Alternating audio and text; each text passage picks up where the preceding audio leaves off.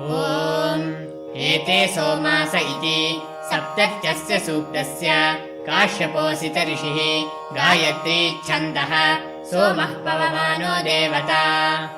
ॐ एते सोमास आशवो रथाः इव प्रवाजिनाः सर्गाः सृष्टा आहेषत।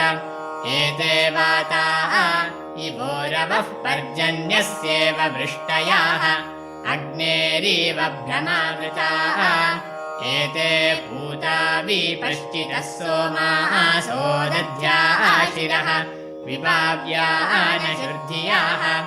एते वृष्टा अमर्त्याः सस्रुवांसो न शश्रमुः यक्षन्तः पथोरजाः। एते पृष्ठा निरोदासोर्विप्रयन्तो व्यानशुः उतेदमुत्तमं रजाः तन्तुं तन्वानमुत्तममनुप्रवता आशत। उतेदमुत्तमायम् त्वं सोमपणिभ्य आवसुगव्या निधारयः ततन्तन्तोमचिक्रदः।